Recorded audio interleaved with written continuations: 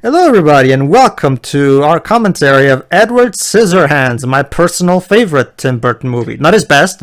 His best is Ed Wood, if you ask me. But personally speaking, this is my personal favorite. What is it? Basically, it's a modern fairy tale of sorts. And to me, this movie is basically the pinnacle of Tim Burton. Of Tim Burton's style. Basically, his Tim Burton in his purest and best form. But you'll see for yourself. Well, start at zero, run your copy right before the 20th Century Fox logo starts. You should be seeing a black screen. And you should be in sync with us. So, all right. So 3, 2, 1, click. And here's an interesting thing. This was the movie that started the Tim Burton Johnny Depp partnership. I think this was Johnny Depp's big Is this Citizen Kane? No. It would last until Dark Shadows. Wait, hold on. It's ended? I thought it was still going after No, he was not. He was not in Frankenweenie. He was not in Big Eyes, and I'm pretty sure he was not in the recent one. Was he, Dwips? No, he wasn't in This Peregrine's Home for imaginary bullshit. And the Alice in Wonderland sequel was not done by Tim Burton. And here's the first thing you'll also notice. This movie has my personal favorite Danny Elfman score of all time. It's the score of this movie is hauntingly beautiful. The way Danny uses the choir in this particular score is beautiful. Also, guys, are you sure this should be one of our Halloween picks? It came out in December. It should be a Christmas movie. Dweebs, it's partially horror, so it's okay. I mean, by that logic, Dweebs, it's the same logic of asking Die Hard to be a Christmas movie. yeah, that's what I was gonna say. I'll mention I have never seen Also, this movie before. machines. Robert. Well, sorta. Yeah. Oliveri. Here's an interesting thing, by the way. This was one of Vincent Price's last roles before he died. Live action or voice? There you go, Vincent. Live action. Bless him. He died a few years later. Yeah. Before that monster thing of The Thief and the Cobbler could even be released. He died in 1993. Alright, so you're probably wondering, what are all these machines that still put them that... This movie starts in a mansion where a son lives... Oh yeah, and look at that, Stan Winston did the special effects. Huh. Oh, and this was Vincent Price's final film, period. The last thing he did was this TV movie called The Heart of Justice. Yeah. Basically, for those who don't know, this was the... Terminator this. For those who don't know, this was the movie he made after Batman, but before Batman Returns. Actually, the last movie was Thief and the Cobbler. Yeah, but that I was talking about Tim Burton. Yeah, but technically, Dweebs, he recorded that like 20 years before or something like that. So technically, Alright, because that was like development hell incarnate, wasn't it? Yeah. prepare to see a lot of snow in this game because Tim Burton loves visual symbolism. It's a Christmas movie. No, it's no, Shira, you're gonna see it. By the end, you'll see what the snow means. Don't worry, Shuri. We're saving the Tim Burton Christmas movie for Batman Returns. Ugh. I have seen this movie, but like a lot of the movies I usually end up watching with you guys, it's been years since I've seen it, so I don't remember Jack. All right, just listen. It's good that you don't remember Jack. That movie's horrible. That is way too big for that child. Well, she's You written always do quite a that few in fairy things, tales, though, don't they? It's like she's drowning in those pillows. So yeah, Grandma here is. It's like sink it to my pillow. So Alright, yeah, story time. Granny here is gonna tell her a bedtime story.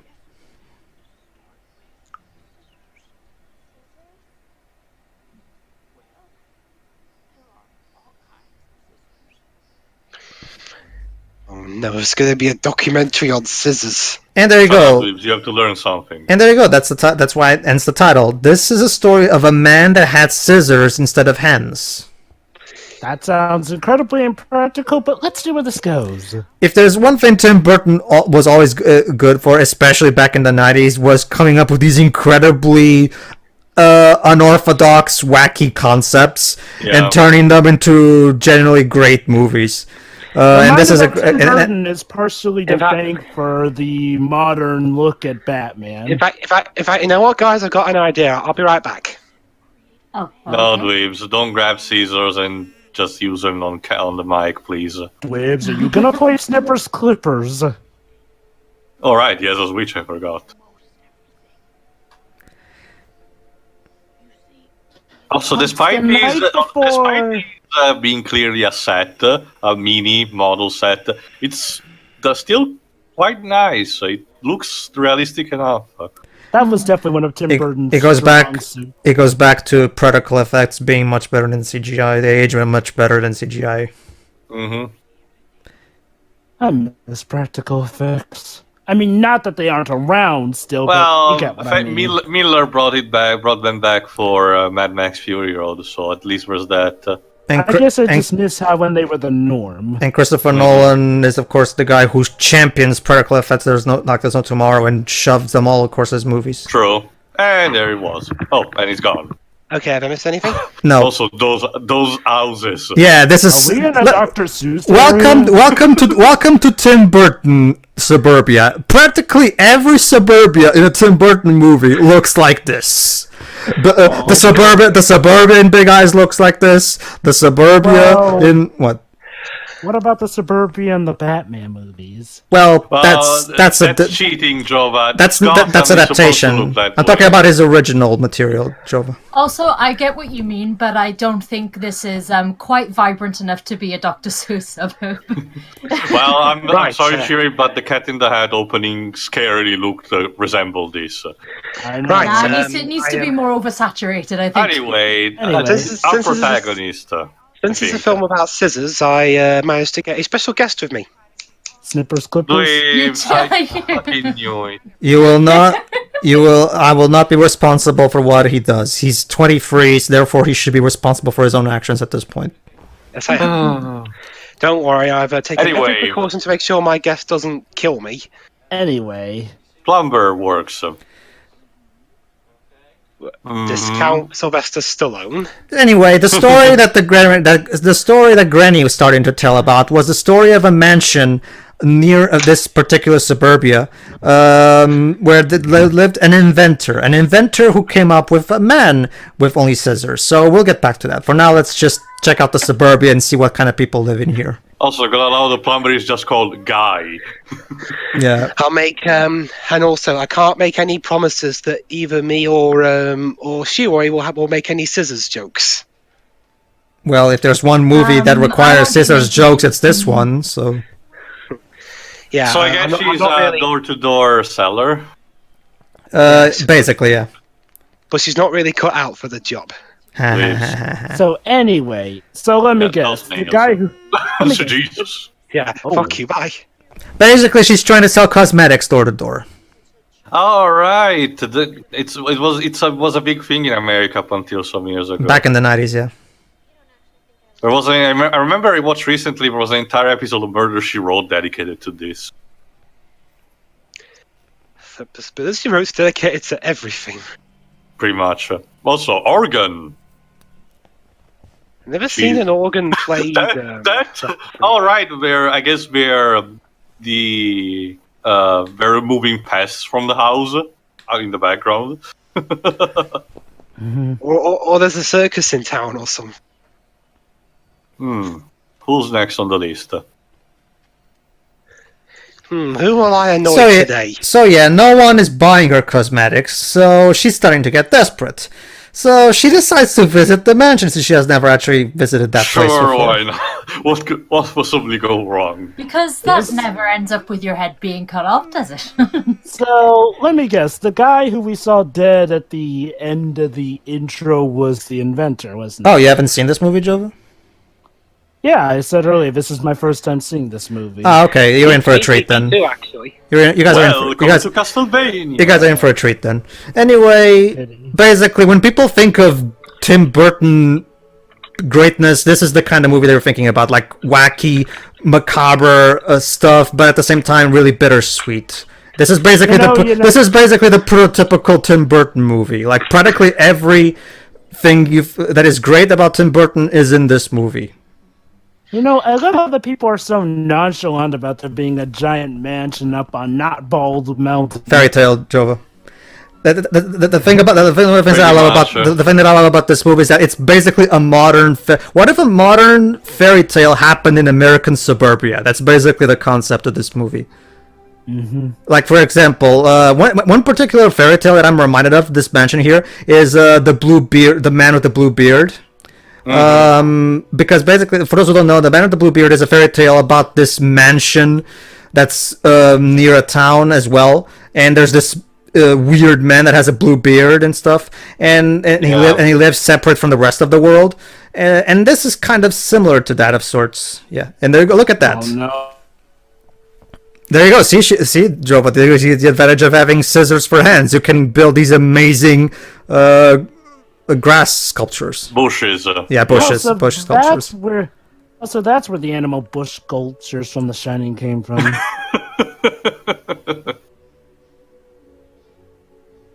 Hand. You'd be surprised, Leaves. There are a lot of hands like that statues in my country. There is even one that resembles the gesture that Ryu does when firing the Hadouken. Is there one that gives a middle finger or something? Sadly, all of these bush sculptures were made specifically for filming the movie. That's awesome. Well, as long as you hire very efficient gardeners. There are people talented enough. They got a natural expert who knows how to do this. Someone was peering at her from the window. The film didn't even cost all that much. It cost like just 20 million. Did you say you've never seen it before either, Dwibs? Yeah. No, I haven't seen it before. Okay. But then again, you could add it to that long list at this point. So, does Vincent Price ever speak in this movie? He does. We're gonna see him. By this point in the story, he's already dead, but we're gonna see him in flashbacks. Wait. Vincent Price's last role in the movie was him playing a guy who dies. Sorry. Yeah, I know. Wow. It's tragic irony. I know, but well, what can you do? Yeah. Mm-hmm. You don't leave the door open, lady. Know some manners. Jesus. I guess it's just in case he needs to make a quick escape. And now, Jova, as you can probably tell, the look of the mansion in The Corpse Bride is not entirely... as you can see, this is every typical Tim Burton mansion. Gray, full of weird things, a stairway that looks like that. But this is basically the classic Tim Burton aesthetic that is entirely his own. That nobody makes visually interesting movies like Tim Burton does.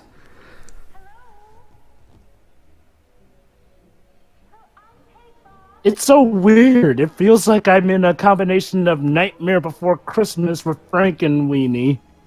Hell, even Miss Peregrine, for as disappointing as it was, at least it looked nice. That's just that's one of the things that's the interesting thing about Tim Burton's inconsistencies as a filmmaker. When he makes a bad movie, it's really bad, but when he makes a good movie, it's really, really good.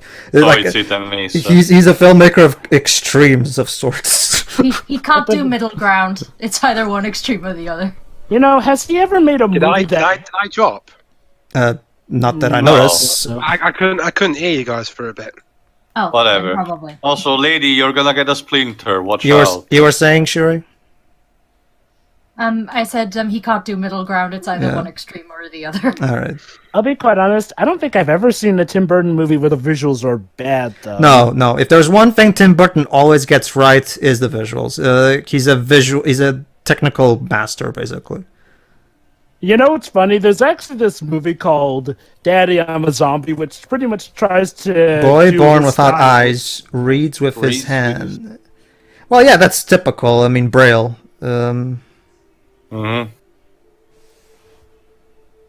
Forgot which year this movie is supposed to be set on. No, it's never specified. This is meant to be a timeless fairy tale. I guess due to the aesthetics, it resembles the 60s. Probably, but they never specify. And there's our main character, Edward Scissorhands, played by Johnny Depp. Lady. Yeah. You're not freaked out by this? She is. Because... now she is. Yeah.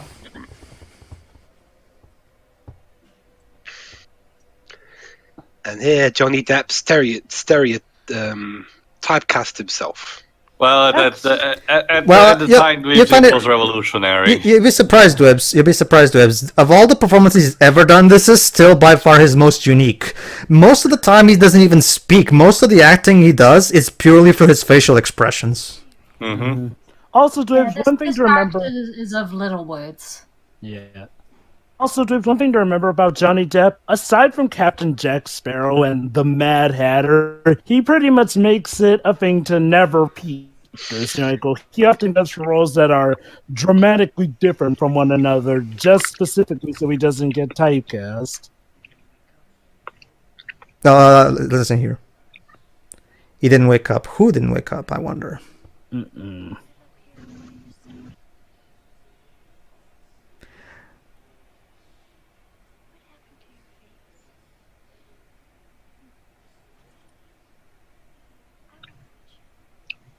No one touches the face. So yeah, as you can probably guess from the cuts on his face, that's the tragedy of living without hands. Like if something's on his face, he needs to use his scissors, which of course is incredibly hazardous to his face.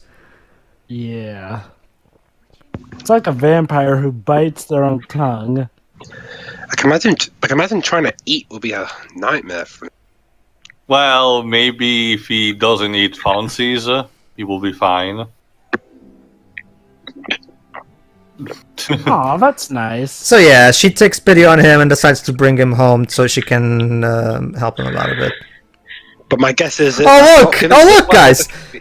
Look at that, Jova. It's the wet banana. I'm not kidding. It was there. Yeah, the wet Is that banana. your mother on the wet banana? Commercials. Oh. I can't believe in the 90s we had a kid's toy called the wet banana. Hey, Joe, we had something that was... Chiwa, talking about- I've never seen the Nostalgia Critic commercials episodes. No. You should. You should. There's some of his best work ever. Sure. There was a fishing tool that was really called the Wonder Boner. I've only seen most of his Also, movie yeah, we reviews musical. and his Steven Universe vlogs. Check out his commercials videos because those are some of his best work. Oh, Okay. page. Oh. Let us not forget you mate and your Johnson. You, Yeah. your kids and your Johnson. Yeah. You, your wife and your Johnson. So yeah, in typical suburbia fashion, now that everybody's already noticed Edward, and now they're gossiping. Mm-hmm. Surprised there's not a scene of them gossiping at the I forgot the name. Oh, I'm surprised their reactions so far haven't been I'll check the term. Well, to be fair, remember they only saw his face. They didn't see that he has scissors. So far, as far as they know, that he's just a weirdo. Who had a lot of plastic surgery in the face. Well, to be fair, they saw them. scars. They saw him from far, so I'm guessing they probably wouldn't have noticed that immediately. Just Hairdresser, that's the term I was searching. Usually, a common stereotype in media is that middle-aged women tend to, talk to each other about every minuscule detail about everything at the hairdresser. Which sadly is not too Poor far from dog. the truth. Or Yorkshire. Oh. it's Yorkshire, but whatever. Always some. I know, Dweebs, I just wanted to trigger you. oh, look at that! Now Edward gets to live in a house that doesn't look incredibly depressing. Yeah. Oh my god, a colour that isn't grey. Except for Visuals the that walls. actually Oh my don't god, a disturb carpet. me. You have to give TV. them a look at.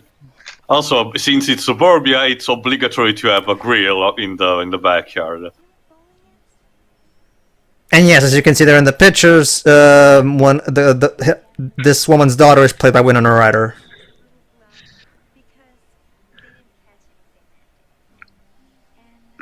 This was before her career had that much hit and miss, especially with Alien. Have you seen Distraction. Have you seen Stranger Things too? Because she's brilliant. She's brilliant in that. Remember, you need to show me the rest. Oh, sure. The Stranger Things is fucking brilliant. Who's Winona Ryder playing again? The mom in one of the families. Okay. Look at that. Love interest? Well, yeah. This is a fairy tale, so we gotta have a romance somewhere. The look in her eyes could suggest. God, I'm gonna do a crappy alien movie instead. Look at that. It reminds me of my family, my dad before he died. Yeah, imagine. What if like everything in this house reminded her of that? It'd be a pretty depressing life, wouldn't it? Yeah, that's honey. He doesn't really have any way of actually dressing himself, so. Sky saw all the phones ringing. It's not you, Dweebs. It's not one of ours this time. Oh, look Yeah, at that. it's not mine for once. But if I quit now, my phone rings during this commentary. Yeah. You didn't actually do all that bad. So yeah. Also, this is the I movie of Tim Burton years earlier, apparently. Don't run that down the mirror, please. Oh yeah, why? Ow. Yeah. Yeah. Okay, just to get this out of the way right now, this movie doesn't do a joke where he nearly castrates himself, does he? No. No, Dweebs. Also, water mattress. Because otherwise this film would have. Oh turned crap! into It's a waterbed. Oh no. Those things are rubbish. I've slept in one of those. It wasn't exactly comfortable. Yeah, Those things they are aren't. They aren't at all. Family Guy did a joke about him being a babysitter, which didn't end very well. I was going to say, if it happened, the film would have turned into a documentary on how Hugh Jackman nearly castrated himself with his claws. Ow. So yeah, this is the problem. How the hell is he gonna get dressed? He could. Well, if he's having trouble zipping, it's a good job those trousers are already unzipped, because what we all had to have done if they were already zipped up is just cut the scissor bit off. So cut the zip bit off.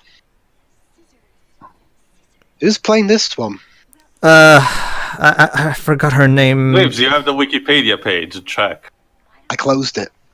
Let me take it then. Don't worry, I can reopen it in like 5 seconds. Tio, we're in England. We're not still stuck on dial-up, you know.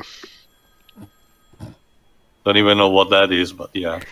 You know, when you connect to the internet, it goes boop, boop, boop, boop, boop. Oh, the 56K modem. Yeah, dial up. Yeah, you might want to help him, lady. Yeah.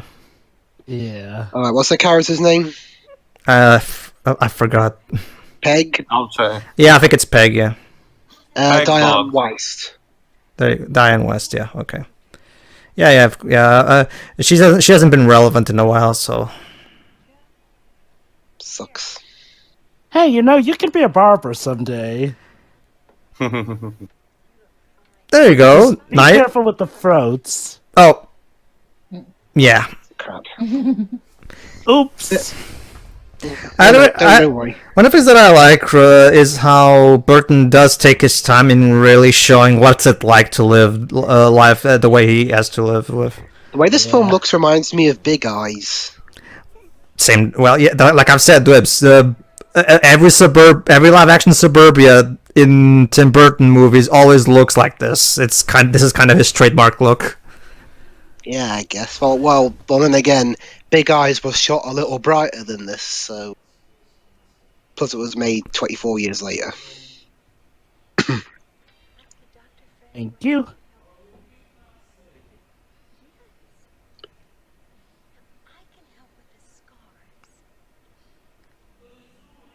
No, I'm not going to make a Dark Knight joke. Someone else do it. No. Hey, lady, you want to know how I got these scars? Jesus. Thank you, Pedro. Wow, girls, really? Watch some TV. It is. Maybe that could be his girl pickup line. Hey, baby, you want to know where I got these scars? No, but I can tell you how you got no. this one. Slap. No, yeah, you do it, Pedro. It's the pickup line is, oh, you want to see my collection of scars? Also, this music. Those kids are horribly irresponsible. Well, Teo, we can't. Cars across the road, you little jerks. Well, Teo, we cannot have a Danny Elfman without him going goofy, can we? Yeah. You know, I have to wonder. So yeah, eating. Gonna love how this is the scene where we get introduced to the other characters of her family. No. I have to wonder though, how does he eat normally? Like when he was living on his own? Well, remember, Shira, up until recently, it was his inventor that took care of things for him. Unfortunately, he recently died, so now he's basically has to. Was it like the day Eddie. before? He said inventor didn't think of the practicalities of his invention. To answer your question, Jove, the movie never specifies the exact time, but they imply that it's recent. You know, Eddie, you could just use the scissors to eat. Well, he's trying not to be rude. Well, remember, Oh, You know, but, Food, though, wouldn't but he it? hasn't got much option here, though, so I'm sure they won't mind. the problem is, Dwebs, is that if he does that, he will basically destroy the food before he even reaches his mouth. Yeah, that too. It's really dangerous eating from his hands. Remember not to mention this. Yeah, that's another thing, Dwebs. Trying to take the food from the scissors through his mouth, that in itself is kind of a hazard. So yeah. Also, Dweebs, and also Jova and Shira, if I may, if you haven't noticed, but it's pretty intuitable, that this movie is also, well, I don't know if it was intentional of Tim or not. This is pretty much an interesting way to tackle what essentially is Disabilities. yeah, essentially watching someone with a disability and trying to live with it and helping without invading his persona or anything. Yeah, I definitely can Yeah. get that from Although this. I do kind of want to slap the father silly because he has no idea what he's doing. Truly. How did he get those scissors? Don't worry, Dwebs. We'll We're gonna see in a flashback. This basically, Dwebs, Edward was not born; he was created. Oh, he's It's an automaton. Yeah. He's an automata. Yeah. That was probably hinted at. Unfortunately, this one doesn't look extremely cute and has huge thighs. Happy something, yeah. Okay, Danny, I know you're excited, but we're just seeing people going at work. But don't you see, Teo? Danny wants to make sure you have fun while watching these cars drive to work. It's Also, like the cars the are- beginning of pandemic. The cars are as bright as the houses. Yes, we're color coded for your convenience. Exactly, Sheila. The pink cars go in the pink houses. The blue cars go in the blue houses. I always seen that as a metaphor of the fact that each family is self-contained in its own, without expanding to the others, and it's I've represented never by everything. even seen being the cars in same that color. shade of blue or pink or green. It kind of makes me wish that Danny Elfman did the score for my life. It also goes back to what me and Liz have always been saying, how originality should be a bonus, not the main point of the movie, and this is an example, whereas this movie is original, but what sells it is not so much the originality, is the fact that behind the originality there's a good story and to be told. Maybe you're not very, considering your job, you're not very good at this makeup thing. Yeah. Are you just better at selling the cosmetics than actually working with them? Yeah, so there you go. As you can see, this is probably still the most unique Johnny Depp performance. He barely even talks in this movie. It's mostly his facial expressions. And considering how Johnny Depp nowadays is known as Jack Sparrow, it's quite weird, right? Quite different, yeah. Yeah, well, I'll be honest. The most up till this point, the most unique thing I'd seen him in was in that black, that film where he played a gangster. Oh yeah, I don't know which one you're talking about. I think this is the first Johnny Depp movie I ever saw. Well, you and most people, Shiroi. This was the movie that made him famous. Well, he was well known for a bit because he was in. He had roles before this, yeah. 21 Jump Street. Yeah, he was a TV actor before this, but this was the movie that made him a household name. It's gone. So there you go. Now he's gonna make a sculpture.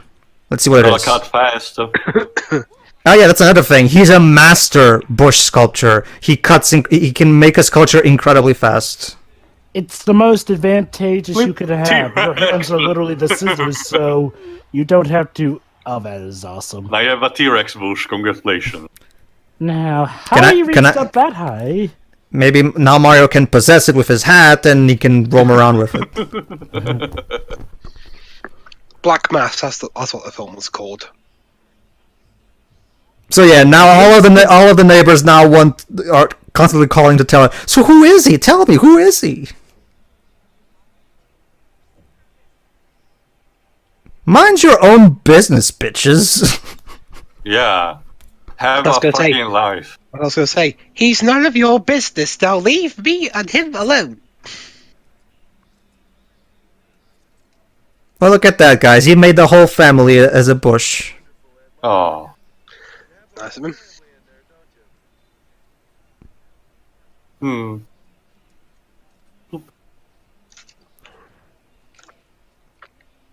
Is that all the dad Alright. does? Just sit around and watch TV? No, that's a terrible idea, son. Go to the garage and get the oil can. We don't want him rusting up on us now, do we? Yeah, true. Yeah. All right then. True. That's helpful. Okay, he did. It was helpful that one time. Ooh. Oh, goody. One of those neighbors. Go back home, Flanders. You're drunk. Well,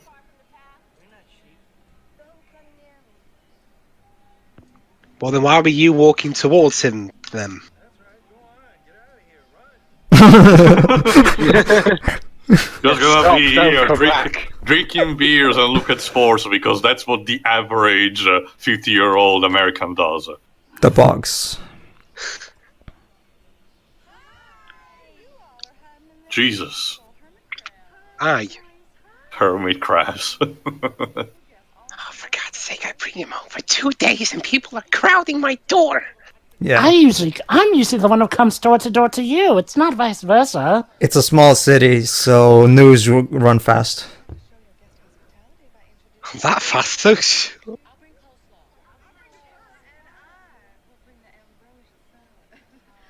Oh, so now you're my friends.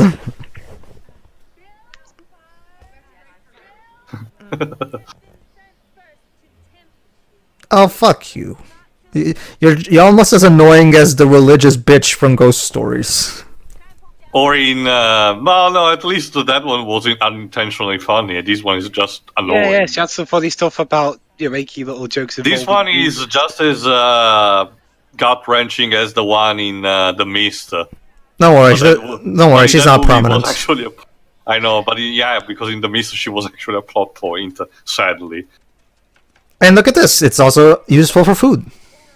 Right? Yay! Yeah, he's Trimming Right. your salad. if it he could get a job at a restaurant. You should be careful with that Edward. Oh.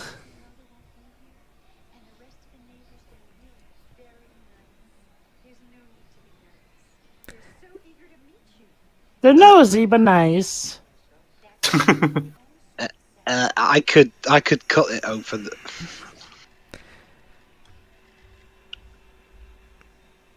And set no, him no, off. no, no, This you- reminds me of a flashback. it reminds him of something that he saw. There you go, Des. Now we get our flashback. So now we get more insight into his creator.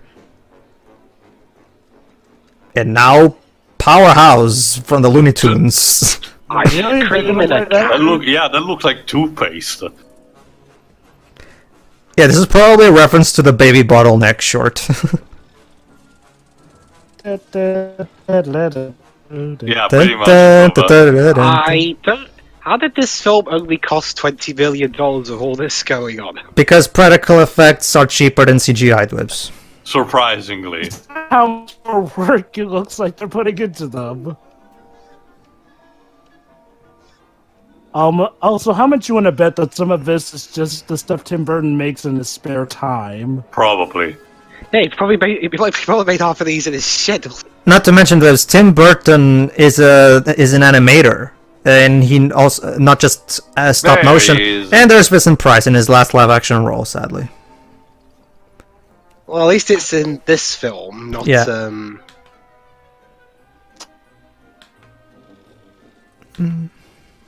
Boy, I can't wait for Flubber to do a take on this. Ugh.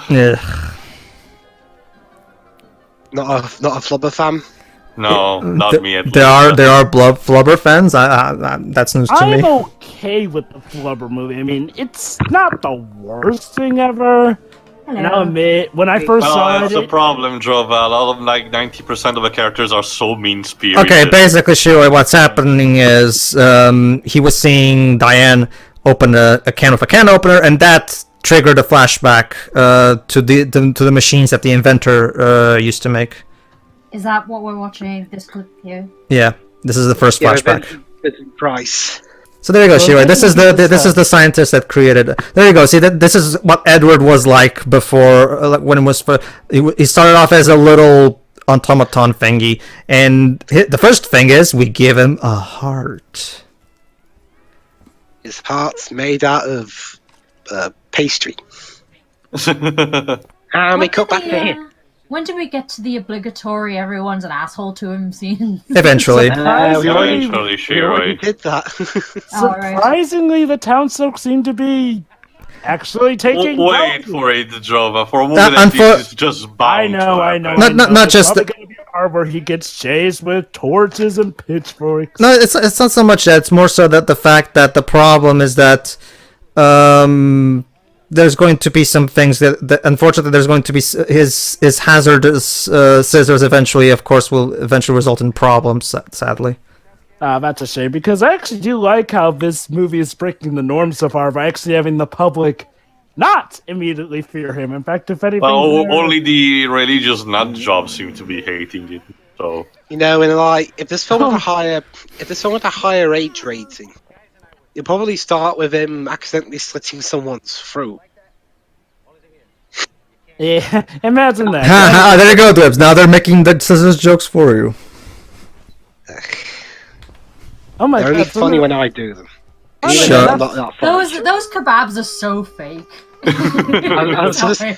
Hey, Pedro, I did say, and even then, I'm not that much funnier. Sure. It's like okay, I know like most food in movies is fake anyway, but those just look ridiculous. Those- You're right, sure. How much food is this fake? Is the There you go. That's where they specifically stated that this is, of course, a metaphor for handicapped people. Handicapped. See, I can laugh at that.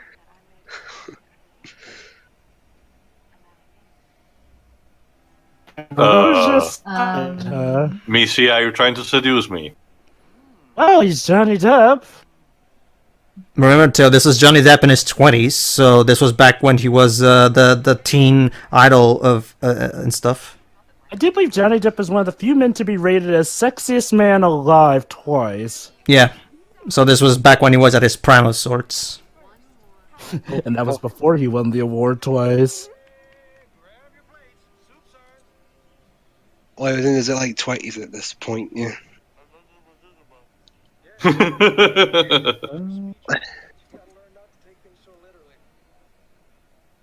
Okay, moving on. And also make better kebabs, man. I don't think there was there we even go. any meat on those kebabs. Hold on, unless- please, listen. I thought those were vegetarian.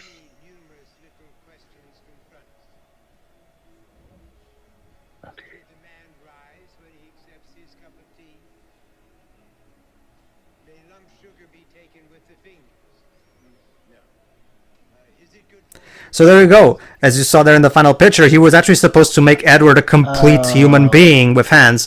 Unfortunately, he died before he could finish him, and that's why he has scissors. So why did he make a human out of a scissors automaton? The scissors were a temporary placeholder. Yeah. Unfortunately, he died before he could finish him, and that's why. So he's literally an That incomplete. is a terrible placeholder. Well, Shiro, it's Wisdom Prize we're talking about. Come on. Not just that, but so yeah, Edward is literally an incomplete being. Huh, that's actually kind of a unique concept for these AI kind of tales. To be honest, Pedro, you compare these to Bluebeard, I'm honestly seeing much more with Pinocchio. That too, yeah, but I didn't want to go for the obvious parallel. Also, Vincent, you're holding the book backwards. Sorry, buddy, but This come on. what I meant is that this movie draws from a lot of fairy tale tropes. The Bluebeard, Pinocchio. Jesus, the smile. You know, I'm imagining the professor's thought process. Who should I model my creation after? Let's see. Boy, the Scooby-Doo gang really went out on a note. Also, I know that guy on 21 Jump Street. don't forget, Teo, that so many have drawn from Pinocchio at this point. Remember, Teo, it's because of Pinocchio. Remember, Teo, the first ever manga was inspired by Pinocchio. So, so indirectly, Italy led to the creation of anime. So there you go. In turn, Italy is like number 2, one of the top countries that are obsessed with anime. Thanks, Italy. We're such fucking weeaboos. Yeah, you even made Titanic into an anime. Moving on. So there you go. Why you gotta kill it, Joe? So there you go. Winona Ryder's character hangs out with your stereotypical 1990s bully characters. Also, the flames on the car. Yeah, there's such a nice... Remember, Shiro, this was back in the 90s where everybody had to be cool and radical. Yeah. But I Don't you see, Dweebs? flames on a car. Well, Shiro, to answer Dweebs also, we're preparing for the inevitable apocalypse. Oh boy. How many drugs? You probably is she should right have now? told her, Diane. Just saying. Hi. Cause I love how she's not even noticing a single... Oh, he's shy. Hello. Hello. Hi, Manella. I want to play a game. This is literally the equivalent of like a 5-year-old. Yeah.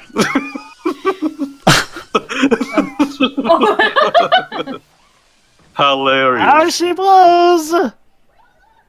You didn't think to call your daughter and explain? No. You should be glad you don't have to sleep on that shitty bed anymore. Also, Well, remember, Shiro, this was before cell phones were prominent, so... True. Also, true. these parents are the most patient at all with their children, because if my sister, for example, wants to stay out even so like 2 a.m. or 3 a.m., my parents will actually wait and stay awake until she gets back. Oh, Because, yes, they're obsessed like that.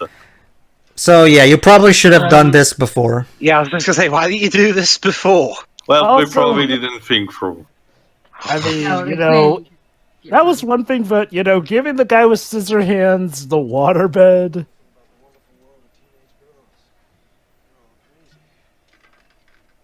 Not as crazy as you giving the guy with scissors the I can waterbed. attest to that. Or giving anyone a waterbed.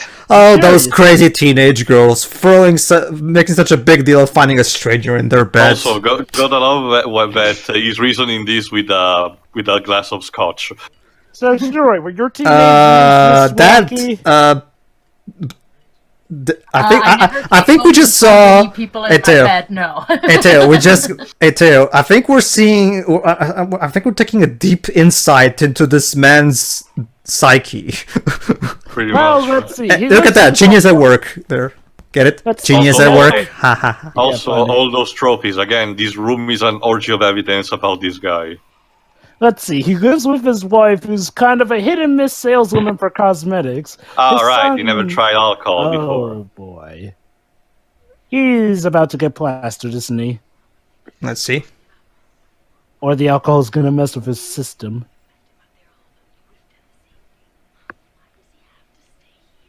Also, goldfishes. And why the hell didn't you put him on the sofa bed?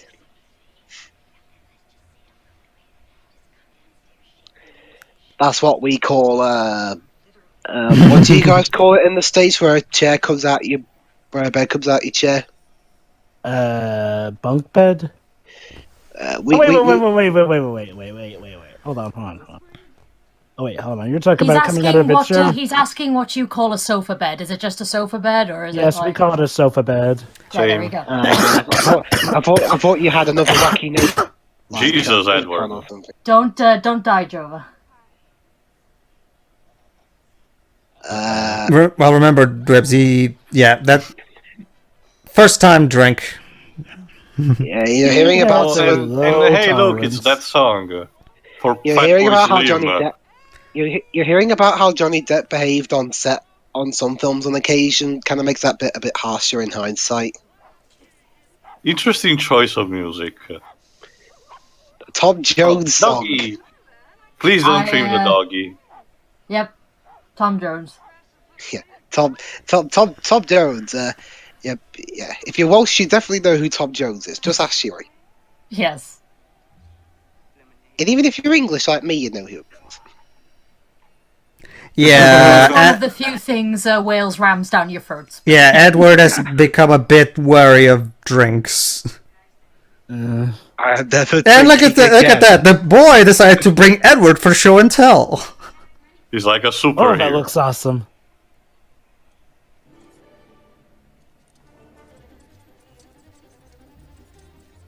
I could make a You know, you could make an awesome superhero. scissors man. And not his men were devils. Unfortunately, Jova, he did have a cameo in the Avengers, but his role was cut from the film. Ha ha ha! Funny loser. I guess he's making a living now off of, well, these wonderful statues. And I guess he's going to be the douchebag boyfriend or something. Well, yeah, obviously, Dwebs. I mean, back in the 90s, that's all bullies were. Ah, Yeah. that's nice. People pay him apparently to make them those carvings. Well, Joe. Well, we brought up the Dark Knight earlier. To quote one of my favorite lines from the Joker from that movie: "If you're good at something, never do it for free." Yeah.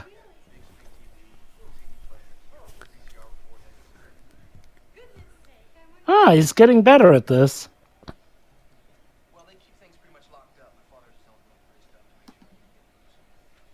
He's talking about locked up, and he's the Bill Boggs. Alliterative names, eh?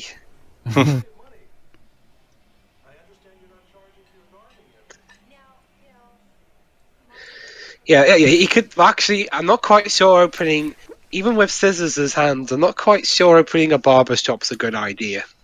So yeah, this is basically it. That's a relationship they have right now. He makes the bush sculptures, and the women give him cookies.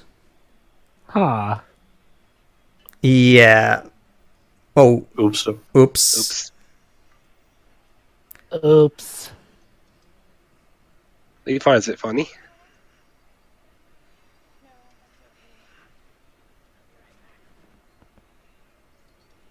Okay, yeah, that nostalgia critic joke he made in Alien Resurrection, where he listed why I didn't really like Winona Ryder that much because she always kept playing the whiny little twat. Yeah. Is it true in this movie? No. In this movie, she's your typical teenage girl who doesn't care much for freaks. Don't worry. She doesn't. Don't worry. She's not like one of the girls from Mean Girls or anything like that. She's just your average teenage girl. I'm not quite sure. He's not a sheep, you know. Please be okay. Please be okay. Doggo, no! There you go. French Poodle. Poor doggo. I don't know. It looks great. Yeah, I mean, she doesn't seem That's usually the cut that is done to dog fur in order to make them for exhibition. And now There you go. everybody's I'm bringing in actually- their dogs so that Edward can take care of them. Yeah. I'm actually not a fan of the poodle look, honestly. Agreed. Where are they now? Crufts? So yeah, now now this is Edward's business from now on. He's a dog trimmer. Oh my god, so Let's Johnny go with the Depp- Yorkshire. Oh my god, so he is the boss now.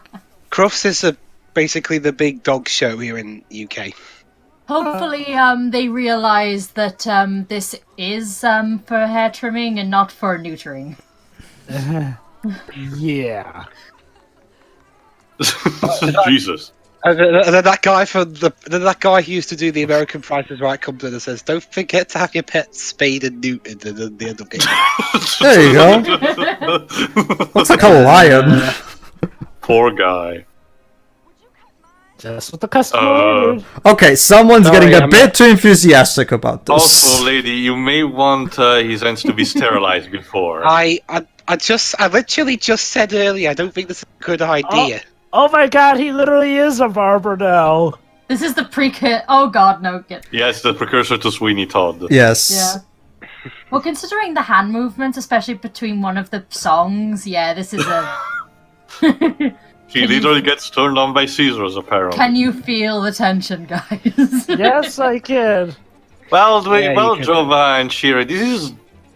for those who haven't seen the movie, this is clearly one of those movies where you're just expecting something to go to shit. But the movie plays with your expectations, so you never know when's the moment. I think what makes it all the more better is that I've seen Sweeney Todd, so, Johnny Depp and being a barber, yeah. She gets turned on by this. Oh my Is god. she gonna get an orgasm from getting a haircut? I think she is. Apparently, yeah. You'll be surprised by the things people fetishize. Oh, look at that. I don't know. That hairstyle dated really badly. I love the way she delivers it. There was the single most thrilling experience of my life. That Have you reminds me seen of Ro- that? that reminds me of Rose's line during the painting scene in Titanic. Listen, as long as she's not into some kind of BDSM, then I think she's fine. Okay. Because that could go horribly wrong. The spider look? I guess. It's Johnny Depp auditioning for Spider-Man. Yeah, that'd be interesting. If maybe Johnny Depp could play a villain in a comic book movie or something. And now she... Oof. Has Johnny Depp ever played a big villain? Aside from that movie you mentioned earlier, I don't think so. Yeah, I don't think so either. I'm gonna check. Yeah, other than Black Mass. I don't think so, no. Well, Usually, Todd is he's... technically... Aside from Jack Sparrow... Well, yeah, technically Sweeney Todd is a villain, technically. Yeah, most of the time, Drebs, when he's not doing Jack Sparrow, he's doing some kind of outcast character. Mostly because it's Tim Burton.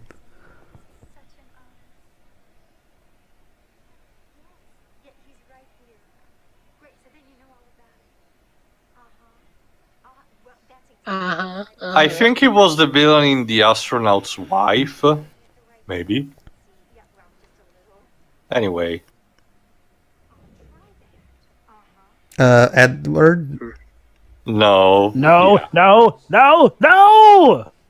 Yeah. Do not eat that stuff. Trust me, you Please. thought drinking alcohol is bad. At least that's something that's supposed to be drug. She started out as a sales representative just like me. I've always wanted to talk to her, but until now, I never had a reason. Oh. Well, we're halfway through the film. Something bad's going to happen relatively soon. Well, we need conflict, otherwise this will go nowhere. Very boring movie.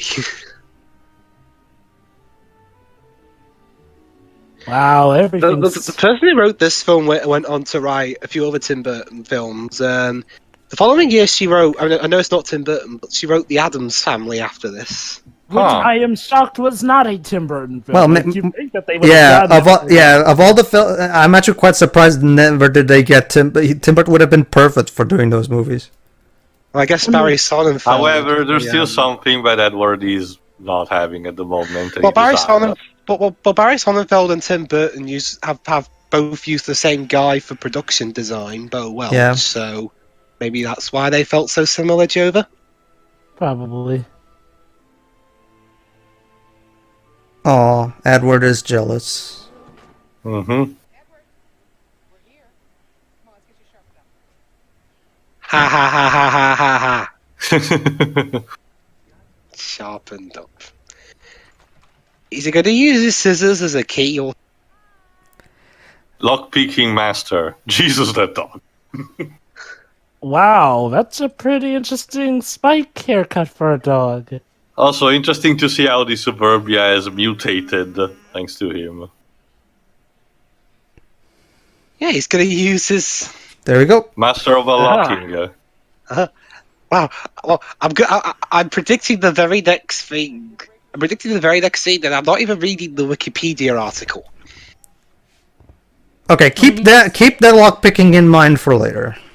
Okay. Also, talk show.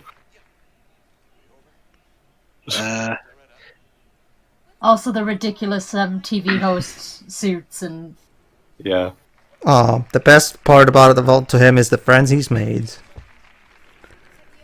I mean, could you imagine if this was made in a more modern setting? They get Jeremy Kyle or something on this. Yeah, that's a good point.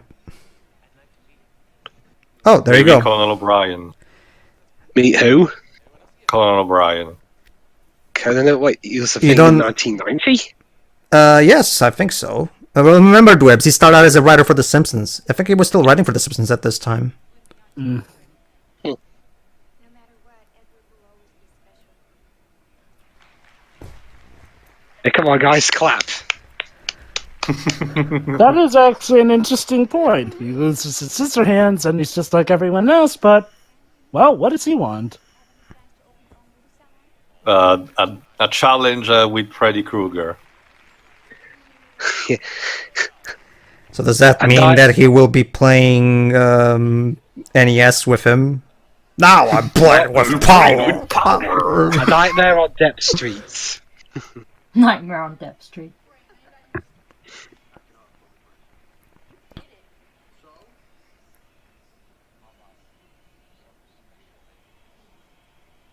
I don't know, I really like that guy's face. He looks like those. He looks like that. I don't know his personality, but at first glance, he looks like the kind of guy you just punch. Wait, what? The boyfriend or? No, the TV show host.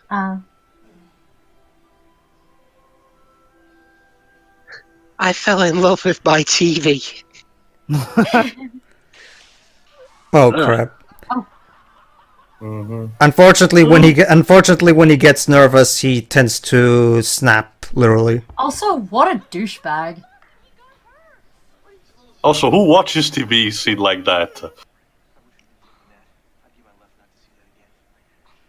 I just love watching people's misery. It feeds me. It's just like a Stephen King novel. Oh, here we go. All right, Dwebs, you were talking about something having to happen. This is where it's the ball Also, starts rolling. This is also- where the ball starts rolling. Also, MasterCard and Visa. But I was observing the great production design. I wasn't gonna touch it. You can't have life without complications. So I wasn't gonna touch it, you know. Basically, it's kind of like with Anna the Green Gables. Anna the Green Gables literally starts out with 4 episodes of nothing but tragedy, but then after that, it starts with the happy stuff to balance it out. Don't worry, Shiribo, it picks up. It gets better. And then it gets worse again. And Well, how that's does kind end? of how it. What was that? Pretty always like to say from theater to No, don't touch it. happiness no. tragedy thing. What was it? Yeah, tragedy, the two masks of traditional Greek theater, tragedy and comedy. Yeah, basically. You can't have one without the other, now can you? So yeah, Is this turning into misery now? no, Dwips. See, no. remember when you made that earlier joke? With Taylor made that earlier joke. Are you trying to seduce me? Well, that's what she's about to do. She has the hots for Also- Edward, so she's about to seduce him. Also, her nails, Yeah. they're like Wolverine. Her nails look like what? Wolverine. Wolverine. So, She's X23. So that's why she gets turned on by him. He's one of the few people who has nails as long, actually longer than hers. Jova, considering how their nails are long, I'm more convinced he's Lady Deathstrike. All right, so this is where the problems start. As we just saw, and we just saw in the TV interview, whenever he gets nervous about something, he tends to, lose control and start snapping. So that's obviously that's going to be. Who wouldn't be nervous when somebody starts harassing you? Oh, this is not going to end well. Nope. No, it's not. She's not going to get decapitated. No, don't worry. Nobody actually. Well, no, don't worry. Nobody actually dies in this movie. Really? Personal space. no. Space. Lady, you have no sense of danger whatsoever, apparently. Not just that, but I love how forward she is. I was literally freaking out. You have scissors, and scissors are my fetish. Can't show these on a Christian website. Don't, please don't do this. I'm gonna snap. Literally. It's like she wants to get hurt, like she's sadistic. Again, Jova, I know. There are people like that. And then, the weird thing about Vane, she's terrorized. and there you go. Turns out he didn't cut her. You guys were expecting him to cut her. Well, turns out once again, like Tail said, the movie keeps playing with your expectations. Well, to be fair, I'd want to run away from that kind of woman too. So let me guess. She's gonna harm herself and then tell everyone that he did hurt her because she feels jilted. Very good, Jova. That's so petty. Figures. It's surprising. Well, Dibs, if there's one thing we've seen, this woman is clearly bonkers. So. And hey, this is a modern fairy tale. There's one thing fairy tales are full of. It's full of petty villains. Yeah. She seems like a class A bitch, so yeah, that... Not in front of the kids.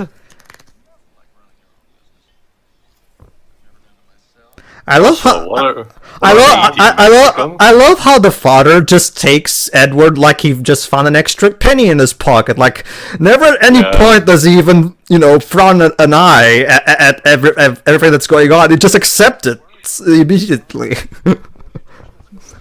Again, it's the stereotypical suburban 50-year-old man.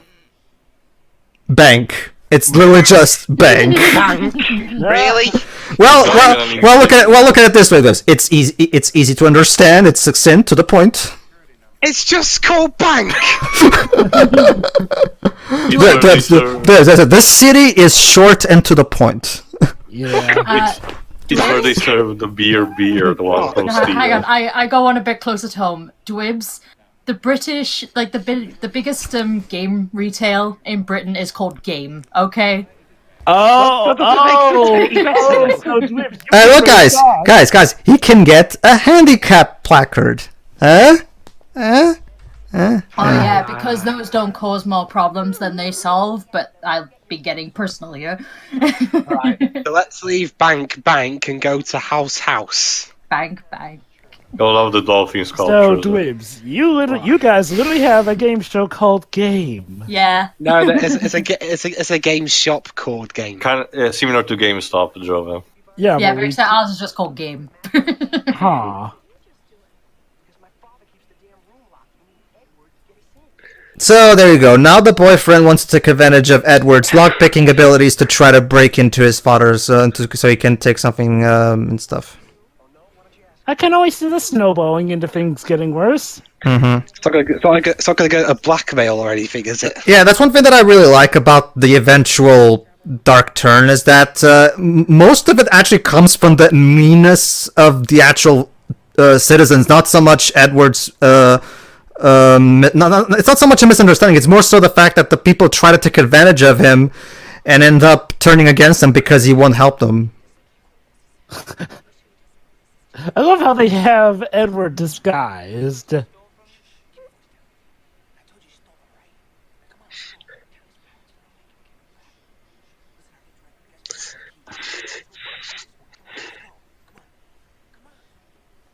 Come on.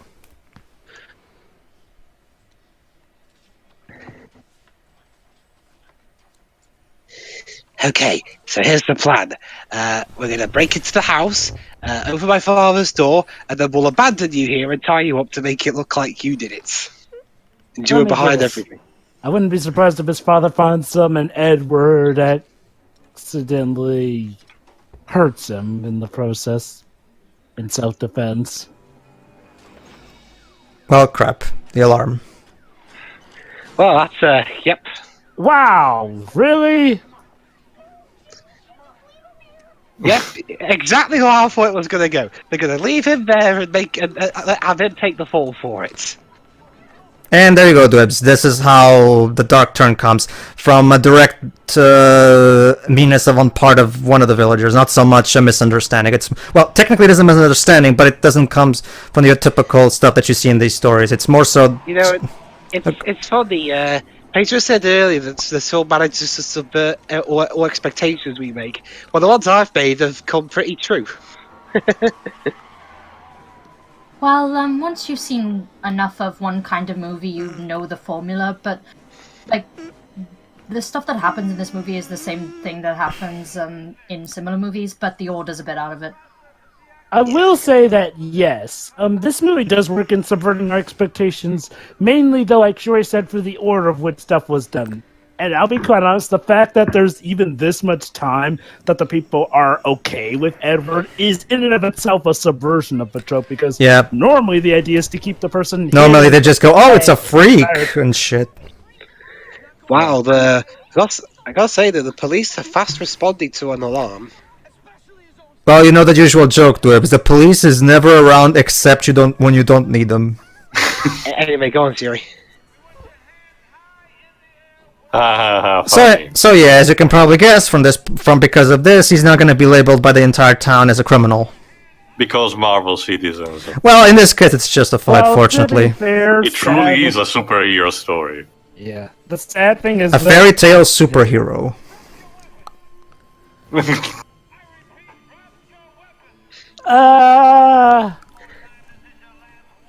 Sir, there is a fundamental problem with that. I don't care. Make him drop his weapon. Put your scissors in the air.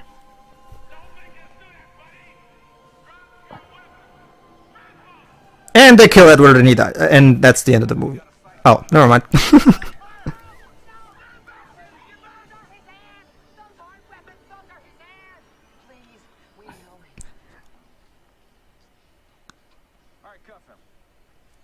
How you gonna... Well, he doesn't have hands, but he does technically have wrists, I guess. Yeah, those scissors are attached to something. Yeah. Yeah. Oh boy. Yeah, that guy at the desk there looked like a judge, not a prison ward.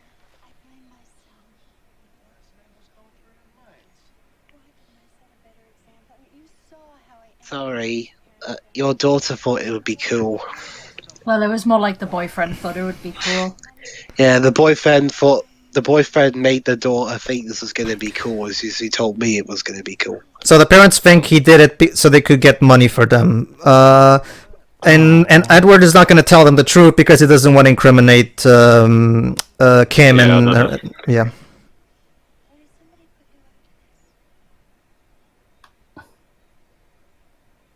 Yes. My name is V. Okay. Question: does the truth ever come out at any point? Well, Joe, if I told you, it would ruin the surprise now, wouldn't it? Yeah, You'll fair see. point. I'll wait and see. Take that as a maybe, though. Is that Michael Keaton? No. I'm gonna check. It looks like a bold and older version of, well, not bold, old, but a bold version of Ben Stein. This... Bueller.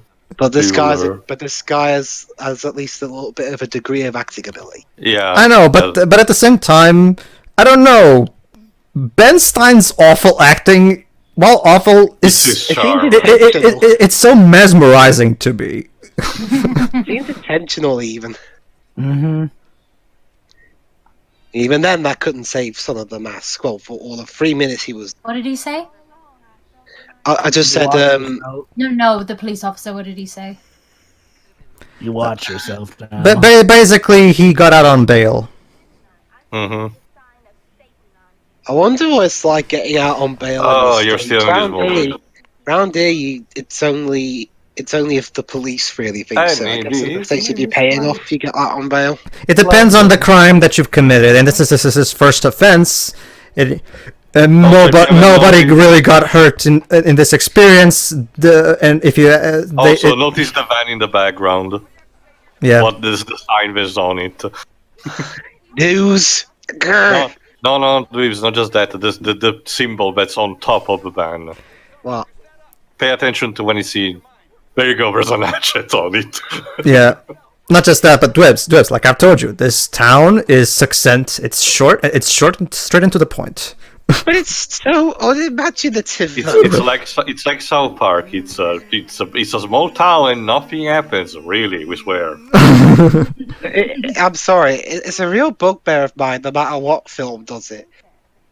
If I can get annoyed at if when Gold Girl did it, even though it's apparently quote unquote a brilliant piece of cinema. Well, Dwebs, here's the thing. It goes back.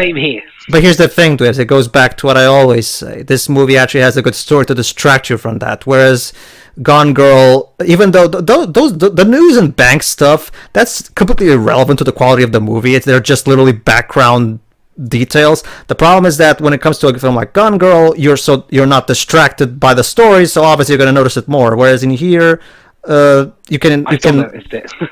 yeah. Even though what is it that you hate? it is a good story, it's just Never. I'll just sum it up. I really don't like stuff that just calls itself what it is. It's really unimaginative to me. Sure. Okay. Like Yeah, I'll understand. this whole Okay, we got it. Oh.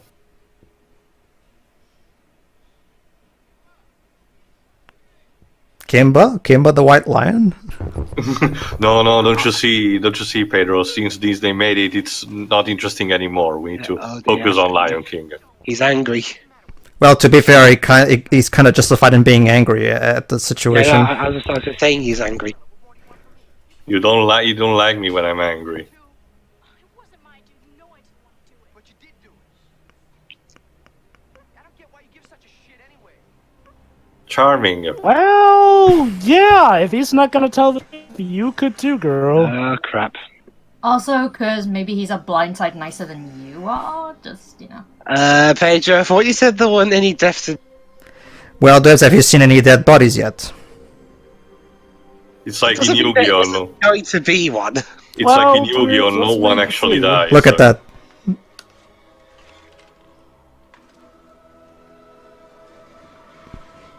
Mommy. We're gonna try and help you find a way to replace the drapes and the table, but our confidence in you, Edward, is not Brrr. place. A little ethics. You're walking down the street, find a suitcase full of money. There's nobody around. No human person is in evidence. What do? A, you keep the money. B, you use it to buy gifts for your friends and your loved ones. C, you give it to the poor. D, you turn it into the police. Too many options. Not just that. You just leave it there. It could be a trap. Not just that, but not just that. I know what the right answer is, but personally, I like option C much better. But whatever. Yeah. I'd just leave it there. I mean, what if it's a trap? You know, we had the call show and tell today. This kid brought in a box of baby possums. 10, maybe 12. Baby possums? What? He's trying to change the conversation, Dibs. he's trying to lighten the mood. But Yeah. there's no...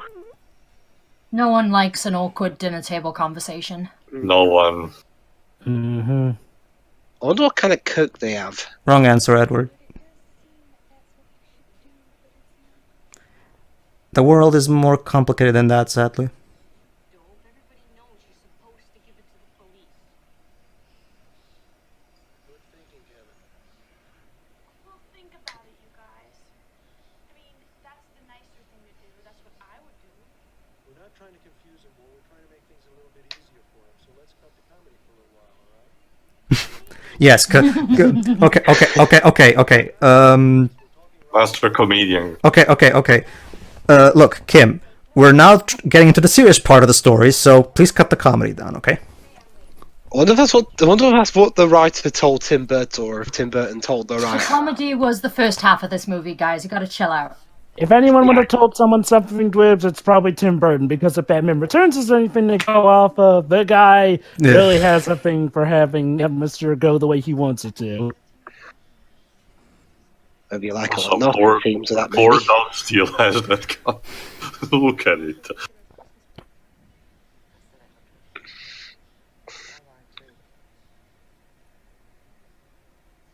Okay. Peekaboo.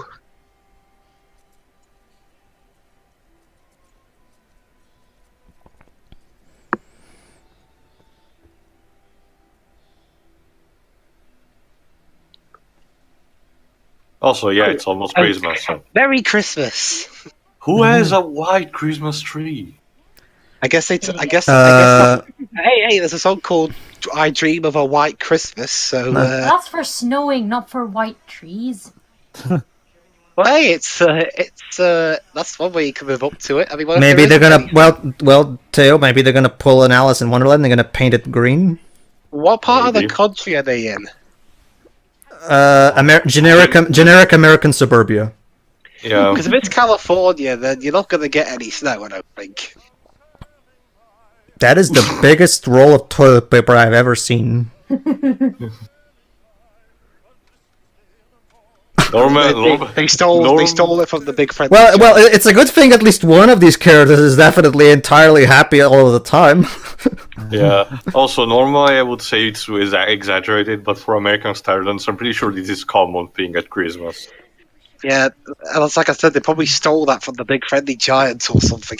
Oh no, I love seeing people go all out with the houses at Christmas. I know, right?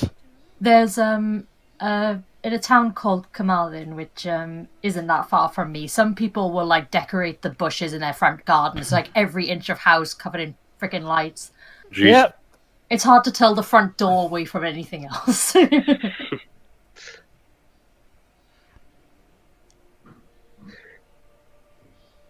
Do. Oh boy, Danny's bringing out the choir. And look at that! It's snowing. It's a Christmas miracle. And he's There you go, he making made an ice sculpture. an ice sculpture. That's magazine. Oh. And look at that, it's Kim as an angel. I'm guessing that this is one of those more southern towns that doesn't see snow often during Christmas. Maybe. And there's Winona Ryder practicing for her future role in whatever she did. It's whimsy, Dwibs. Gotta have whimsy. Is it her as an angel? Yep. Yeah. Yes. Don't worry, we'll figure out the meaning of the snow at the end of the movie. Because remember, she's the one telling the Yeah. story, so... And then it snowed one day because I said so. Strangely enough, this music reminds me of Land Before Time. Yeah. Also, who did you say is the one telling the story, Pedro? Kim, as an old The- woman. We saw her at the yeah. beginning. She was telling the story Wait. to her granddaughter. Wait, hold on. Do we know that that's her yet, though? Yeah. It's the appearance is quite remarkable. Not just It's that, just a bit of a- not just that, Joe, but I saw this movie plenty of times, I know.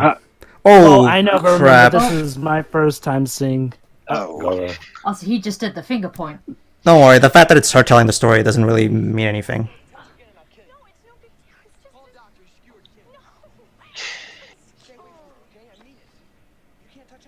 It was your fault, you jackass. Yeah, sure. Shove the guy around who has scissors. It's interesting to say that, Dwibs, because, But he's still. Gotta have that Christmas spirit. To be fair, that's me at Christmas.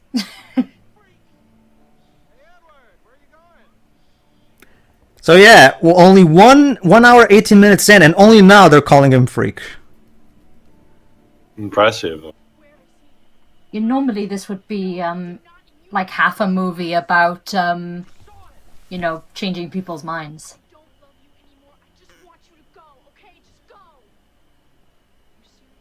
You turned out to be a criminal, dude. What did you expect? Just get out of here, okay? Just go!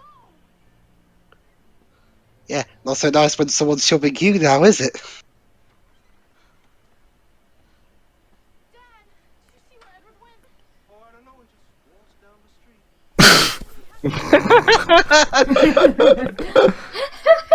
He just walks down the street. He just walks down the street. Weren't you the one who Okay. was saying to drop the comedy? Oh dear.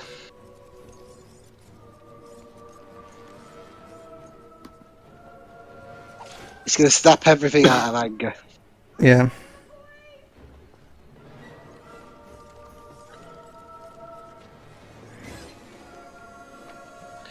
Okay, now you're gonna get done for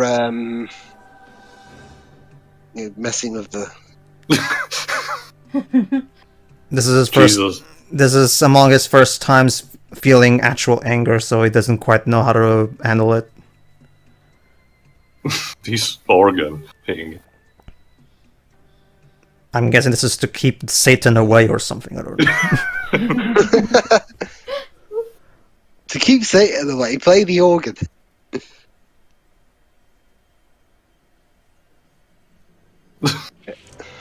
Boo. There's Satan for you. She had that covering, to be fair. Yeah, the music she's playing was average. Yeah.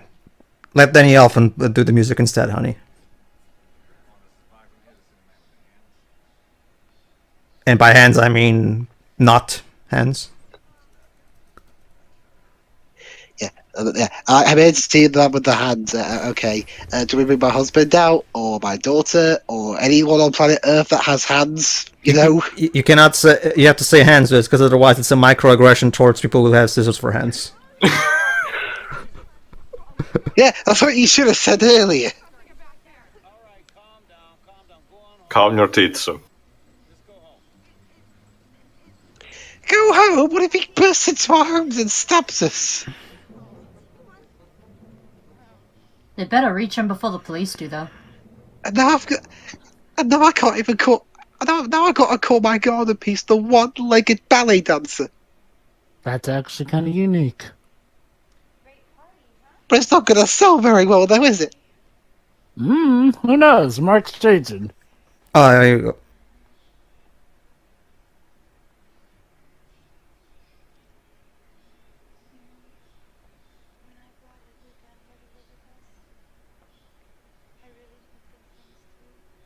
Yeah, true.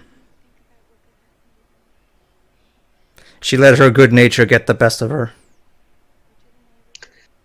So being good was bad.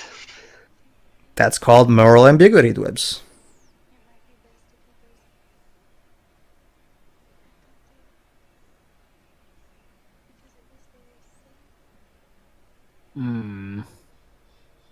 Debatable. Well, sure, this is a Tim Burton movie, and every single Tim Burton movie is about some outcast of sorts.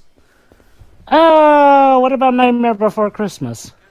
Well, Well, okay. yeah, still kind of the same there, too. no, Jack kind of. Outcast, Well, Jack kind of outcasts himself out of Halloween Town, sorta. Well, more like he just goes on a vacation and then comes back and brings the idea of Oh, I love this scene. This is one of the most, and it's all visual. I love this scene. Oh. Just pay attention here. Oh. Aww. There you go. Now you can see. Aww. Oh. Aww. Doggy. Man's best friend indeed.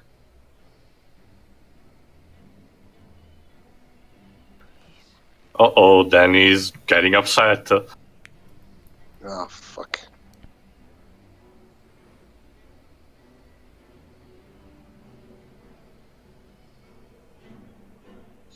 Dun, dun, dun, dun. Who did the score for that bit? Junichi Masuda. then he wants you to make sure to make. Well, then he wants to make sure that you know that shit's about to go down, Whips. It's like a Junichi Masuda track. Well, that one track off the first Pokemon game. All right, we're about to get most people's favorite line / scene.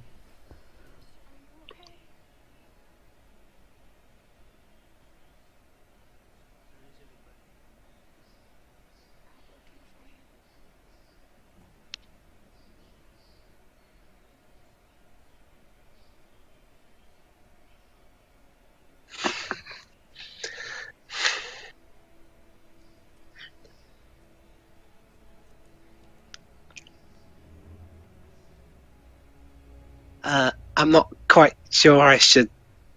Leaves. I can't.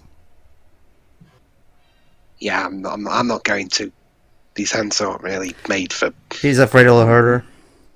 Yeah.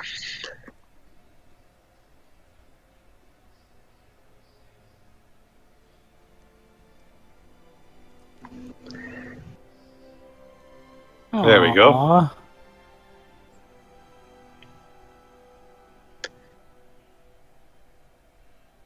By the way, what happened to Big Dick? So there you go. These were the hands that were supposed to be his. And now we're about to get what possibly the most... In hindsight, this is probably such an even sadder scene to watch than it was originally because of hindsight. Is this the bit where he dies? Yes.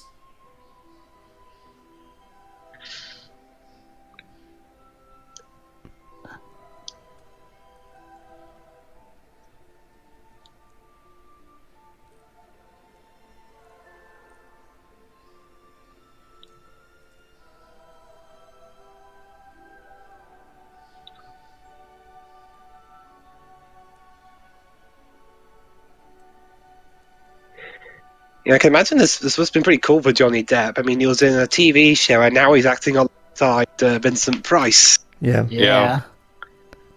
Oh crap. Here we go. Oh, heart attack. Someone... Jova, have you used the Death Note again?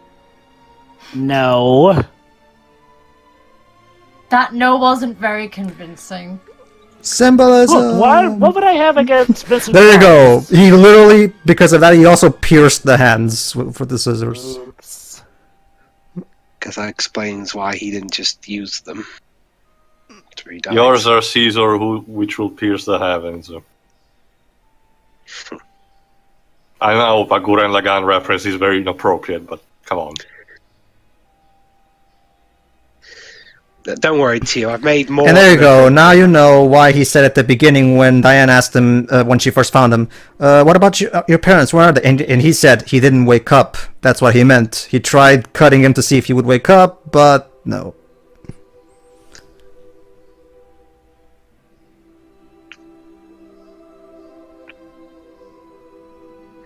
And I'm not exactly a rich guy, so I can't get plastic surgery or anything. So.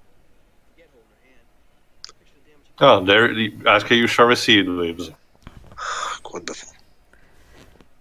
This cannot go unanswered. I'm 1990s bully, and I must have my revenge. My characterization continues Which is- despite me being in my 30s. Which is funny because this is at the very start of the decade.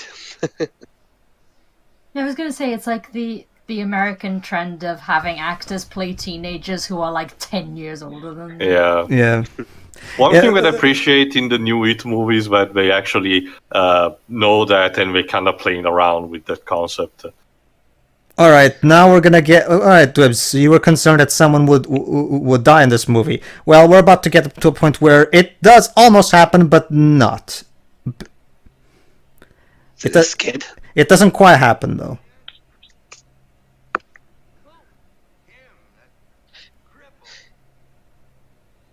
Charming. Rude. Arr. I'm that asshole man.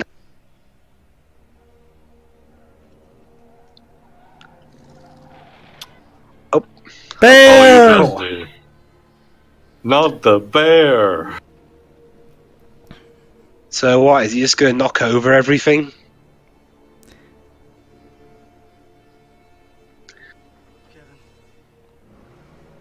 So yeah, Kevin is about to... Yeah, there you go.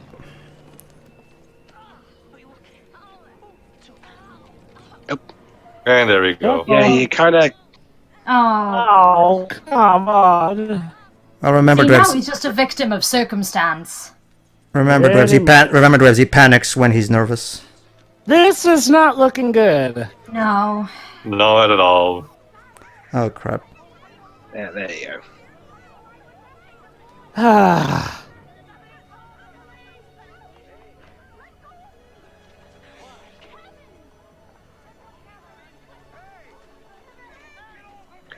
You know, it's a good job the police aren't going to come around the corner any second, because otherwise this will look really bad. And awkward.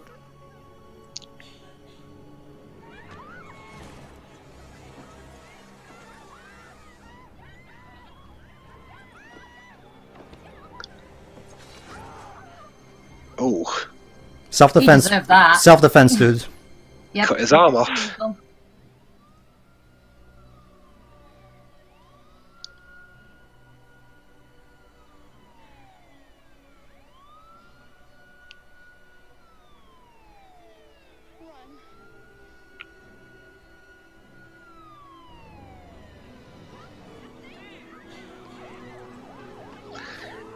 And thus, wait, is he practicing for when he runs as Jack Sparrow now? No, Dwebs. He's gonna go back to the mansion. Wow, this new episode of Cops is really weird.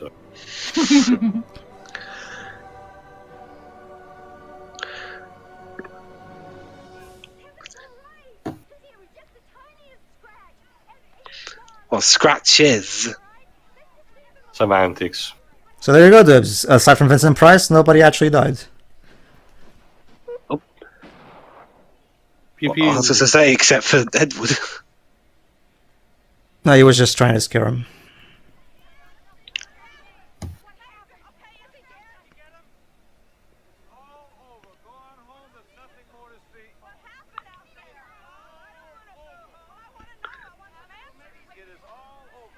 Did she just say I want to marry him? No, she said she wants some answers. Mm-hmm. So apparently the cop doesn't want to get his hands dirty, so he just pretended. Merely pretending.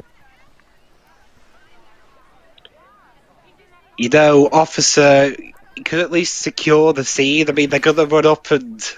Also, those extras haircuts yeah, are see? really... That's exactly what's gonna happen. Maybe, well, maybe he's just a really bad cop. That girl has literally a haystack cube on her head. Made by Did Edward. Did I secretly write this movie before I was born and then not knowing it? Well, considering it's done the opposite of a lot of what you've expected, that would be weird. So far, this movie's done exactly what I said would happen. No, I mean, no one's been killed by Edward, which you thought. Yeah, Lives. It could have been so easy to just transform this movie into a slasher fic, but we didn't. I wonder if this would be perfect for a video game. Edward Scissorhands, the hack and slash. I don't know, Lives. I can see it more as the multiple choice Telltale game type. And here we are, pretty much where we started with him. Just with a different person.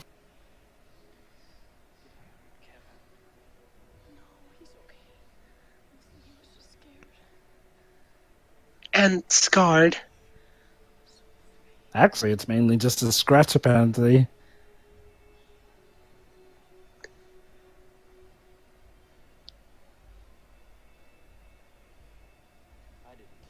Oh, fuck. Does this guy give up? And now it's time for the climax. Dweebs, Of course. since it's a modern fairy tale, as Pedro put it, and it kind of resembles a bit Beauty and the Beauty Beast. and the Beast. Yeah, Gaston. It's pretty much Gaston. Yeah, come this on. movie draws a lot from fairy tale tropes. In this case, we have the Gaston. Let's just call him the Gaston of this movie. He's gone from a stereotypical bully to an axe-crazy murderer. Yeah, Just like Gaston. just like Gaston. Yeah, this is basically Tim Burton's take on the Beauty and the Beast climax. Also because, like, all And there you go, wants it's- to have a and- dick and- measuring contest. And guess what? In this one, it's Belle who takes care of Gus. Stops. Yeah, there you go. But then the blood will be on my hands and I'll be arrested, you know? So there you go. Tim Burton was already doing the strong female character before it was cool. There we go. There you go. Sorry that I lied to you, dudes, but I wanted to keep this a surprise. I thought I knew it. Well, to be I well, don't think anyone's lost anything. not really. This guy is Yeah, that's brought. coming for a while. He brought this upon himself. It was a twat, yeah. He was a bit more than a twat. Not to mention Yeah. self-defense. Yeah. It was either he or Edward. Or her, even. Yeah. It goes back to the whole moral ambiguity thing. Hello. Oh, All right. So now Kim is going to lie to the villagers, saying that he's dead, so that they'll leave him alone.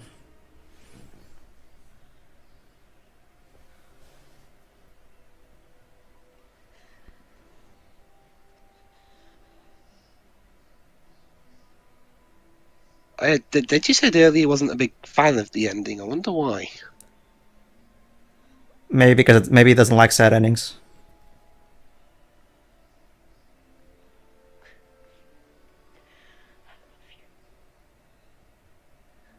Well, I don't either, but if it makes sense, then I can I live with it.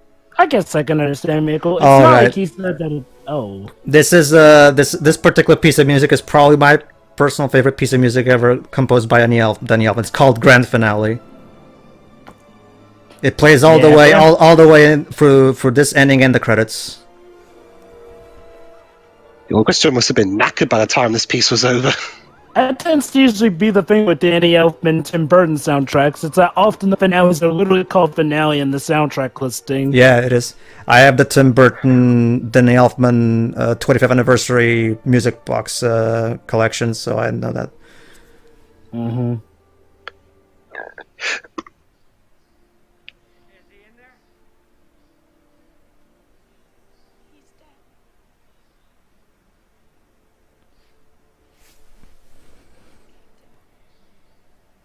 Well, that bit's true. Yeah, she just stretched the truth. Mm-hmm. I dare you. Motherfucker. She took one of the prototype scissors from the lab. Smart. And now the town may be starting to realize maybe we took things a bit too far. What have we become? You see, I forgot who was the director. This is what the Grinch movie dreamed to Ron be, Howard. but barely tried to accomplish. Yeah. Have we, Ron have Howard. we done Ron, that Ron movie Howard yet? was the. Ron Oh, Howard was yeah. I mean, the the entirely first Okay. half of the movie is literally this type of story done horribly wrong. Still watch that over the Cat in the Hat, then. And there you go. Thanks, Grandma, but I wanted to sleep. You were telling the story for over an hour. Oh, it turns out apparently the granddaughter is interested. Yeah, how do Well, you I'd know? be interested if I was being told this story before Wait. going to bed. Listen here. I love. Winona Hold on. Ryder that old people make up? No, I actually I think it is. Now that I think about it, yeah, I think it's her with old lady makeup. Yeah. So basically, the granddaughter is asking. Voice as well sounds like. Yeah, basically the granddaughter was asking, "Why don't you go back?" And she's like, "I want him to remember how I was when in my youth, because I'm an old woman And the now." granddaughter was also asking, how do you know? And she pretty much So said because so to conclude, another fairy tale analogy with Peter Pan. Yeah. yes, turns out the grandmother was Kim. And since Edward's an automaton, he doesn't age. Oh, and let me guess, he's the But he reason that kept, they get. there you go, he kept the memories. Yeah. Let me guess, he's the reason that they get snow every now and then. Very good, Jova. We're about to get told that actually.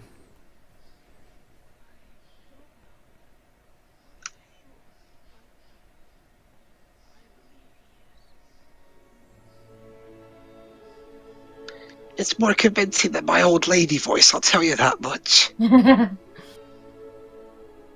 How Pedro's voice, old lady voice, is more convincing.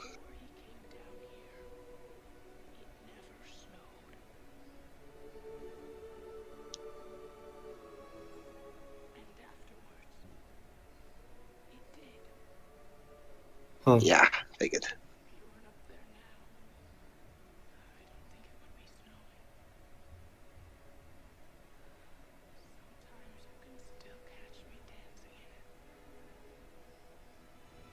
Although it's a bit trickier now, considering I'm like 90. Yeah. So we created a snowmaking machine. Well, yeah, I mean, it doesn't cost much of anything. All we have to do is get some ice, then bam. Huh. Somehow that spreads out across the entire town. Whatever. Suspension of disbelief. Nah, it just spreads around his house. I guess a bit of it goes on to the town. Yeah, must, because like she said, it snows in their town now. Well, it can't be that far because all those people ran to the house. They didn't take cars. Mm-hmm. But I'm surprised all of them ever pegged, hey, it's snowing and the snow's coming from there. Is he alive? Well, remember, these people aren't exactly the sharpest tools in the shed. Ha ha ha, Alright. sharp. That was unintentional, I swear. So yeah, that was Still Edward. credit scenes. That was Edward Scissorhands. No, there's no. Don't worry, Dwebs. Nick Fury will not ask Edward to join the Avengers. That'd be awesome. Aww. Instead, Dwebs, Ben Affleck is going to come on to ask Edward to join the Justice League. The poor soul. I don't know. Who knows? I mean, despite poor marketing, maybe they'll have a fun time. Let's see. Anyway, so that was Edward Scissorhands. Go ahead.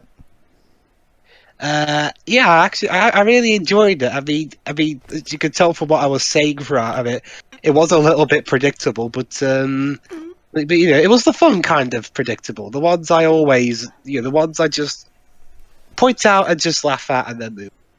I'm guessing that when it came out, it wasn't considered predictable. Yeah, that's also a factor. Back when this movie first came out, it wasn't as common. This particular tropes were not as common as they are nowadays. Yeah, I guess a lot's changed in 27 years. But yeah, I enjoyed myself. Very good. Who's next? Shiroi. I guess I'll go next. Oh, never mind, Shiroi. No, Jova should go next since he hadn't seen this movie either. Go ahead. Yeah. I have to say, this was a very pleasant surprise. I mean, I'd heard things about this movie, but it turned out to be one of those cases where the hype didn't ruin it for me. In fact, it was kind of better than I expected. I mean, yes, I'd say this is the prime example of, hey, just because something is cliche doesn't mean it can't do better on those cliches, or heck, even run with them to the point where it is almost original. I mean, yeah. The cinematography and effects are done masterfully, as is expected of a Tim Burton film. The characters are actually rather interesting and fluid with how they change, progress, or some stay the same. In fact, one thing I like is that, yeah, the one who stays the absolute same is the bully, and well, he suffers for it the most. Rightfully so. And yeah, I do like the hidden layers and morals of this tale. It's actually rather clever. The music is brilliant. The characters, well, I already talked about the characters. Yeah, it's a pretty great film overall. I guess, yeah, if you don't like downer endings, you might not like the ending of this film, and I can understand that. I guess for me, the reason it works is that at the very least, the public at least the public actually do learn a lesson of some sort. At least it can be implied from that. I mean, it's not exactly right up in your face, and for all you know, they just choose to forget this. But I like to believe that from this point, they actually learn not to think the worst of Edward when realizing that, hey, it cost him his life. Mm-hmm. So yeah, really great film. Goody. Shiroi, would like to go next? Sure. Well, I'd say the ending is more of a bittersweet one rather than a downer because, like, Edward's still alive. The only person who should know that he's alive. It doesn't age, so yeah. Yeah. Mm-hmm. And she still has good memories of him, and now her granddaughter does too. So, yeah, that's really nice, and yeah, really enjoyed rewatching this, considering I didn't remember it, although some scenes I did remember quite well. Yeah, I like that they kind of threw off the formula a little bit. Well, it was still there, it was just out of order. Yeah, it was a lot of fun. Goody. How about you, too? Yeah, this movie is such a delight always to watch for multiple reasons, but people can enjoy it. Pedro brought up already the multiple fairy tale analogies. To me, since I always tend to watch stuff like this also due to my studies. I really appreciate the psychological aspect of this movie and the fact it represents, again, as I mentioned, essentially someone and an entire community coping with someone with disabilities and the different reactions depending on the situations that are presented and everything. And especially the fact that it doesn't go into black and white morality. There's a clean gray in which Tim Burton steps in and just showcase it to you and shows to the viewer and pretty much says, these are the facts that are presented, take your own conclusions, essentially. It doesn't say what's right or what's wrong. But for the rest, but despite that, it has that Tim Burton charm. For example, those sporadic moments of very hilarious comedy, like the dad character, which doesn't give a fuck about anything. So yeah, about the sad ending, well, as Pedro mentioned, it's structured like a fairy tale, and as we know, a lot of fairy tales, especially the original source material, don't exactly end well. So, props to that. At the end of the day, yeah, it's still a movie that I really enjoy and to see from time to time. Indeed. The best way to describe a typical Tim Burton movie is whimsically how do you pronounce it, Jova? Macabre. Macabre. How do you pronounce it? How do you is that how you pronounce it? Okay. Whimsically macabre, visually imaginative, and emotionally bittersweet. And no other movie in Tim Burton's catalog is more the perfect description than this one. This movie is a classic for various reasons. It's a triumph of imagination. Like the entire concept of it. It's so inventive, and of course, like Jova said, the visuals are perfect. And the story is very moving to me. I really like stories of outcasts, and this in particular is one of my favorites. The scenes that always get to me, there are 3 scenes in this movie that always get to me. The death of Vincent Price, the scene with the doggy, where he allows the dog to see with that cut, and the ending, mostly because of Tim Burton's masterful score. When you say ending, for what point are you referring to? Everything. No, Well, the entire ending. Well, what I mean is, like, are you talking about from the point of the final battle to the end? Okay, how about this? How about this? The final moment where we see the snow falling. Okay. Like the snow, of course, serving also as symbolism, like they pointed out at the end. It's a very moving movie to me. It's one of my personal favorites, and it's like I said, it's my personal favorite Tim Burton movie. I think of all the movies he's made, this is the one that best represents him. Like, when I think Tim Burton, I think this movie first. This movie is the perfect summation of everything that we know Tim Burton for. Everything. I can definitely see why. Like, the visual imagination, whimsical stuff to it. An emotionally bittersweet story. Like Theo said, sporadic humor that is very interesting. Like, everything that is awesome about Tim Burton is in this movie. Okay. One thing isn't awesome musical numbers by Danny Elfman, but we can't. I guess we couldn't. I guess that this movie wouldn't really have worked much more as a musical. So that's about it to me. Like, it's a fantastic movie to me and one of my personal favorites. So that's one more thing. Oh, sorry. Go on. No, I'm pretty much done. Go ahead. One more thing is that I noticed that Another thing that's unique for a fairy tale is like this is actually really surprisingly down to earth atmosphere wise. I mean, when you get down to it, I mean, okay, yeah, obviously he's an automaton, but most people don't even know that he's a robot. I mean, really, when you think about it, You the only just thing know that from the really flashbacks. stands out about him so much is the scissor hands, and like, well, I think what's interesting is like, well, yeah, I mean, when you think about it, if someone were crazy enough, you actually could see them trying to fashion scissors as hands. I mean, that's what really helps is like, well, yeah, this actually isn't that too far out there. Like, compared to a lot of Tim Burton's other stuff, obviously not talking about big eyes, but some of his more fantastical stuff.